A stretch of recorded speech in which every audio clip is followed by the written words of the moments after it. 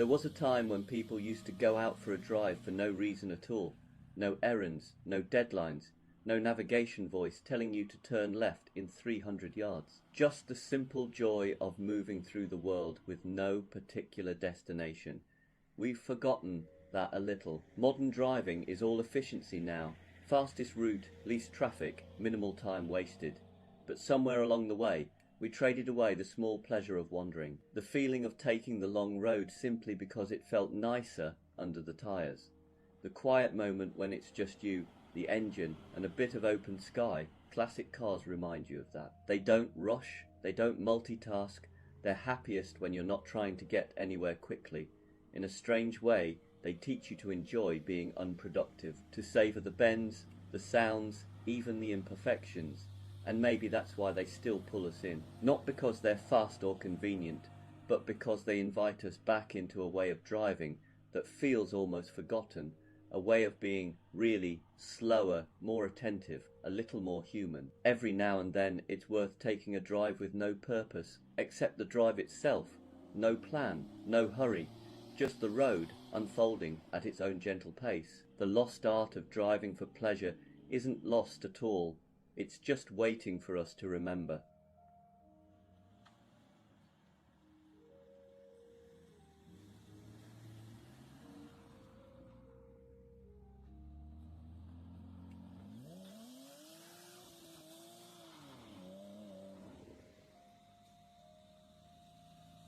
There's a certain philosophy that only really reveals itself when you spend enough time with a classic car.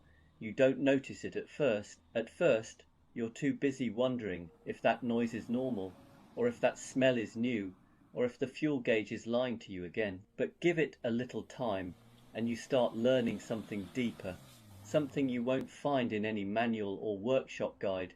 Classic cars teach you about the slow lane, not the motorway slow lane. Although, let's be honest, with some classics you're going to be spending a lot of time there too. I mean the slow lane as a way of moving through life, a way of letting things unfold at their own pace, instead of trying to drag them forward like a reluctant alternator bolt. Because classic cars don't do rushing. They don't care how busy you are today. They don't care that you're late for dinner.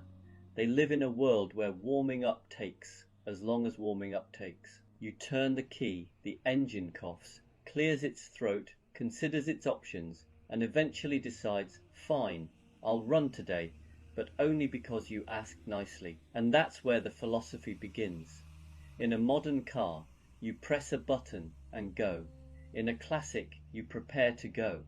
You listen, you pay attention, you learn its moods, you adapt, and somewhere in the middle of that dance, you start realizing how rarely you give anything your full attention anymore. You can't multitask in a classic car. You can't check your phone, adjust a playlist, and send a quick message while flying down the road. The car will simply not allow such nonsense. It asks you, politely, firmly, and occasionally with steam, to be present, hands on the wheel, ears tuned in, eyes on the world, and surprisingly, it feels good. Suddenly you're not rushing, you're not chasing time, you're just there in a moving piece of history, in a moment that can't be hurried. Life stops being a sprint and becomes a gentle roll. Classic cars also teach humility, because nothing reminds you that you're not in control, like a machine built in an era when weatherproofing meant try not to drive in the rain. You can have the perfect plan for the day, and your car will respond with, that's adorable. But today we're learning about patience instead. Yet, weirdly, that's where the joy comes from. Not in the breakdowns themselves, we don't have to pretend those are spiritual experiences, but in the way they nudge you into letting go. You can't be in the fast lane when the universe, through your carburetor, is gently suggesting you slow the hell down. And then there's the driving itself, the unhurried steering, the engine note that actually changes when you listen to it, the road you start noticing because you're not flying over it at the speed of regret. Classic cars remind us that slowness isn't laziness, it's clarity. Slowness lets you see the world instead of blur past it. Slowness lets you notice the small things. Slowness makes the journey matter. So yes, Old cars leak, squeak, rattle, sulk, and occasionally set fire to themselves, but they also carry a quiet wisdom, a philosophy, a reminder that not everything in life needs to be done faster. Sometimes the best way to get where you're going is to ease into the slow lane, breathe, and let the ride unfold at its own charming, slightly unpredictable pace.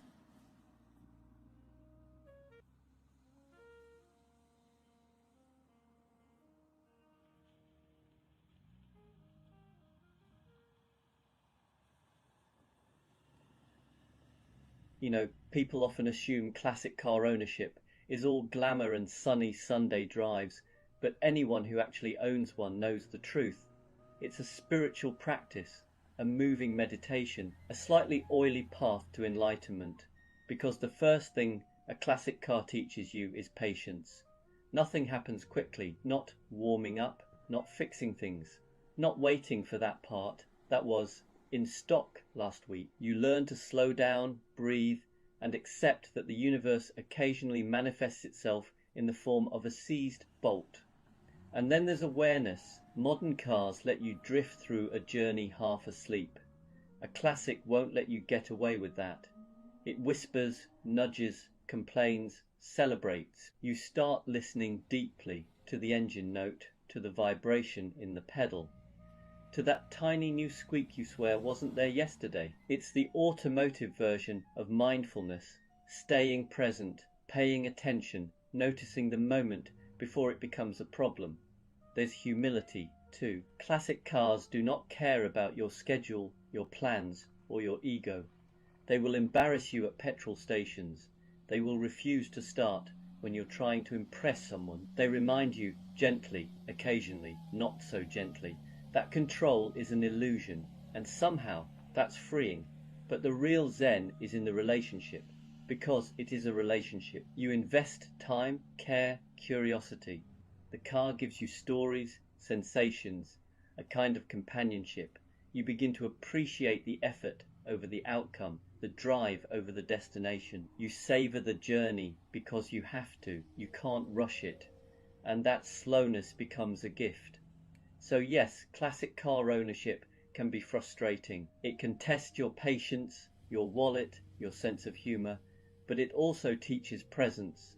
It rewards attention. It turns everyday drives into something richer, more textured, more human. And maybe that's the point. In a world running at full speed, a classic car pulls you back into the moment and says, "Here, be here.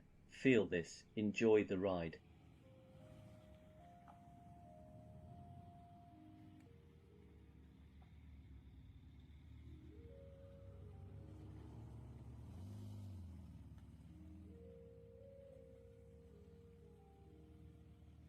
There's something classic car owners don't tell you.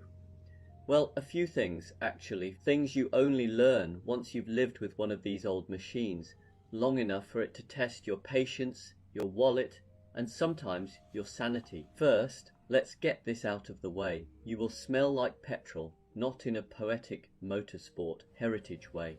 More like, why does my jacket smell like a carburetor again? It just happens. It's part of the lifestyle. You stop noticing, other people don't. And then there's the moment, every classic owner knows it. You get into the car, turn the key, and there's this tiny pause where you hold your breath and think, come on, please behave today. That split second where time slows down and you brace yourself for either bliss or character building. We don't talk about that moment, but we all live it. And here's another one. Owning a classic car means accepting that strangers will talk to you. At petrol stations, in car parks, at traffic lights, you become a magnet for conversations that start with, "My uncle had one of these," or "I remember these when I was young." You learn to smile, nod, and enjoy it, because that connection is part of the joy. We also don't mention how emotionally invested we get in the smallest things: a new rattle, immediate heartbreak, a smooth run with no issues, instant euphoria, a sunny day. You're pulling the car out whether you had plans or not. Classic ownership turns adults into hopeful children. Every drive is Christmas morning, but here's the biggest thing classic car owners don't tell you. We don't actually own these cars. Not really. We're just the current caretakers. These machines have outlived owners, mechanics, fashions, governments, entire eras, and somehow they're still here, bending time a little bit every time they start up. We get to be part of that story for a while, a tiny part of a journey that started long before us and will probably continue long after we're gone. See, the secret isn't in the horsepower or the shine of the paint or even the drive itself. It's in the feeling, the sense that you're touching history with your hands, hearing it through the engine, carrying it across roads. It's travelled before. Classic car owners don't tell you these things because, well, it sounds sentimental, and we like to pretend we're here for the engineering and the performance. But really, we're here for the connection, the stories, the nostalgia, the moments when a machine feels almost alive. So if you've ever wondered why people put up with the quirks, the smells, the conversations at petrol stations, the unpredictable starts, it's because these cars give us something modern life rarely does anymore. A reason to slow down, to pay attention, to care about something that isn't disposable. And that's why, despite everything we don't tell you, we wouldn't trade this madness for anything.